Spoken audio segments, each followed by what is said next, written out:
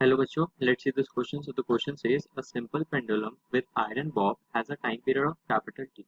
The bob is now immersed in a non-viscous liquid and oscillated. The density of the liquid is 1/12 of that of iron. The new time period will be. The key concept of this question is time period of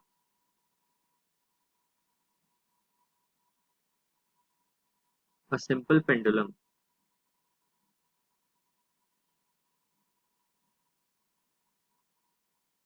and time period of simple pendulum का जो formula होता है 2 pi under root of L upon ji net. तो इस question में बोला जा रहा है जो डेंसिटी है लिक्विड की जिसमें बॉब को इमर्स किया गया है, डेंसिटी ऑफ लिक्विड है वो डेंसिटी ऑफ आयरन से 1/12 है। डेंसिटी ऑफ आयरन से 1/12 है। तो हमारा जो जी जी डैश होता है, मतलब ये जो हमारा जी नेट होता है, हमें टाइम पीरियड के फॉर्मूले में जी नेट पुट करना होता है। तो पहले जो हमारा टाइम पीरियड था वो 2 pi under root L by G था, क्योंकि वो एयर में रखा हुआ था। अब हमें एक लिक्विड में रख दिया जिसकी जो डेंसिटी है वो 1/12 है आयरन की डेंसिटी से। तो अब हम जो जी डैश निकालेंगे, मतलब जी नेट होगा जो हमारा, वो हो जाएगा G minus G 1 - rho of liquid upon rho of iron. ये हमारा फॉर्मूला होता है।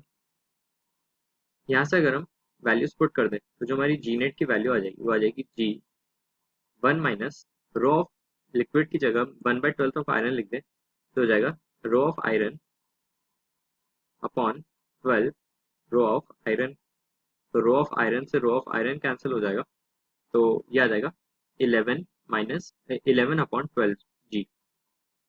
तो ये आ गया 11 जी अपॉन 12। तो यहाँ से जी नेट की वैल्यू आ गई हमारी। और टाइम पीरियड होता है हमारा 2 pi under root L upon जी नेट, एल अपॉन जी नेट। यहाँ से अगर हम जी नेट की भी वैल्यू पुट कर दें तो जो यहाँ से टाइम पीरियड आ जाएगा वो आ जाएगा 2 pi under root of 11 g upon 12। तो 12 ऊपर आ जाएगा, तो ये आ जाएगा 12 एल अपॉन 11 जी। तो अगर हम 2 pi under root L upon G को एक तरफ लिख लें तो ये हो जाएगा 2 pi under root L upon g into under root of 12/11, क्योंकि हमें अ, जो ऑप्शंस है वो पुराने टाइम पीरियड के टर्म्स में दिए हैं, तो इस पूरे को हम कैपिटल टी लिख सकते हैं। तो जो हमारा आंसर हो जाएगा T under root of 12/11। So the final answer is option 3. Hope you understood it well. Best of luck.